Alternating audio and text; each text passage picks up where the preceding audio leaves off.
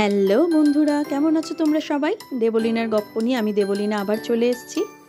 কিছুদিন আগে, মানে তখন বেশ একটু ঠান্ডাই ছিল, তখন চলে গেছিলাম মেদিনীপুর। মেদিনীপুর আমার পিসির বাড়ি। হাওড়া থেকে মেছেদা লোকাল ধরে মেছেদায় নেমে পড়েছিলাম, তারপর বাসে করে তমলুক শহর। তমলুকে নেমে সেখান থেকে একটুখানি টোটো করে চলে গেছিলাম। গ্রামটির নাম ছিল নাড়াদাড়ি। নাড়াদাড়ি গ্রামটার পরিবেশ খুবই সুন্দর ছিল। আমার পিসির বাড়ির যদিও পাকা ছিল, কিন্তু চারপাশে অনেক মাটির বাড়ি আমি দেখতে পেয়েছি। এখনকার দিনেও যে ওই রকম মাটির বাড়ি দেখা যাবে আমি তো ভাবতেও পারিনি, তাও আবার তমলুক শহরের এত কাছাকাছি জায়গায়। পিসির বাড়িতে ঢুকে জামা কাপড় ছেড়েই বাইরে বেরিয়ে এলাম। গ্রামের পরিবেশে কিন্তু ঘরের থেকে বেশি বাইরেটাই থাকতে ভালো লাগে। এটা হলো আমার ছোটদাদা ঘর থেকে ধান বার করে নিচ্ছিল। আমার মেয়ে বা আমি কোনোভাবেই আগে এই রকম সিস্টেম দেখিনি যে ঘর থেকে কিভাবে ধান বার করে। আর এটা হলো আমার ভাইপো, ও হাওয়া করছিল যাতে ওই ধানের তুষগুলো উড়ে চলে যায়, ধানগুলো ওখানে থাকে। বেশ সুন্দর লাগছিল কিন্তু প্রসেসটা দেখতে। তারপরে ভাবলাম ওদের পাড়াটা একটু ঘুরে দেখি।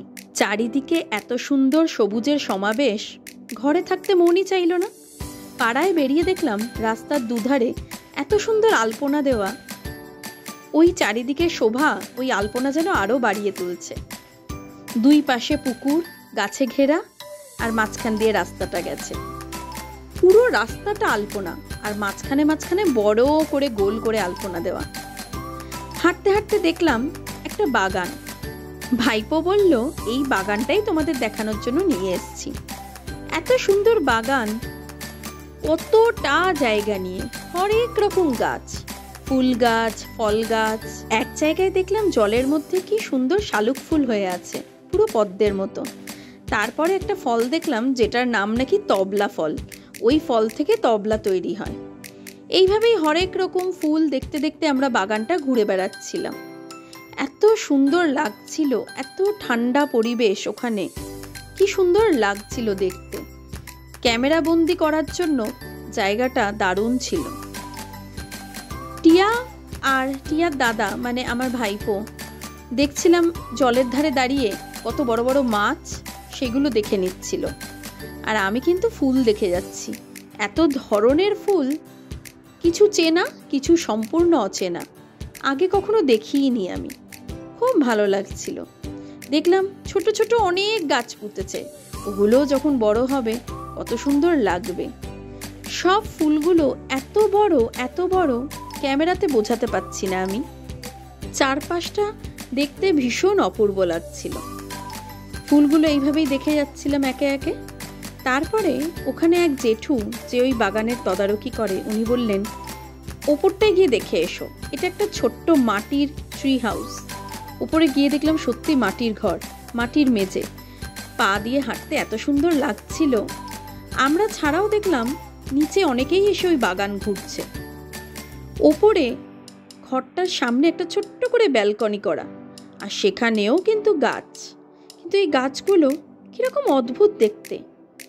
একজনের কাছে শুনলাম এই গাছের শিকড়গুলো মাটির তলায় যায় না, মাটির ওপরেই থাকে। তাই এগুলো যেগুলো দেখতে পাচ্ছেন, এগুলো হচ্ছে সবই ওই গাছের শিকড়। এত অদ্ভুত অদ্ভুত ফুল বা গাছ দেখছিলাম, দেখে আর্টিফিশিয়ালের মতো মনে হচ্ছিল, কিন্তু কোনোটাই ওখানে আর্টিফিশিয়াল ছিল না। কি সুন্দর দেখুন। এরপরে দেখলাম ওখানে একটা লাইব্রেরিও রয়েছে, ছোট্ট লাইব্রেরি। পড়ার বই সেখানে প্রচুর। কিছুক্ষণ বই পড়লাম। মেয়েকে দেখলাম দূরে কি যেন একটা দেখছে, সেই দিকে না গিয়ে আগে আমি লাইব্রেরিটাই ঘুরতে লাগলাম।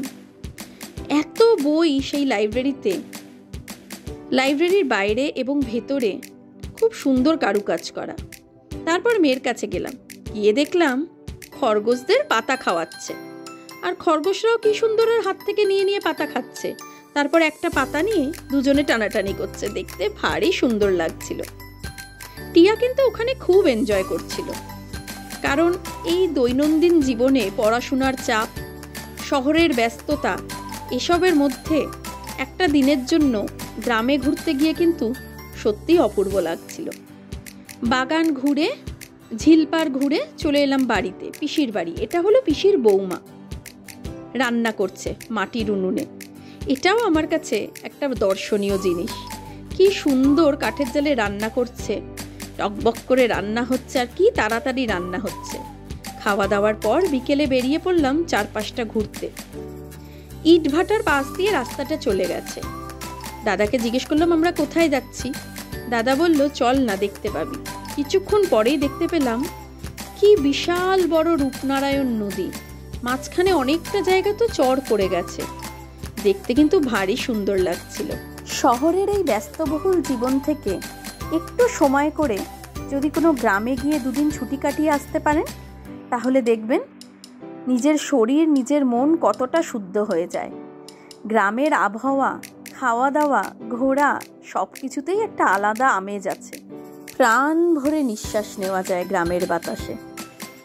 আপনারাও সময় পেলে কোনো গ্রামে ঘুরে আসতে কিন্তু ভুলবেন না। আমরা পিসির বাড়ি 2 দিন ছিলাম, তারপর সেখান থেকে দীঘা চলে গেছিলাম।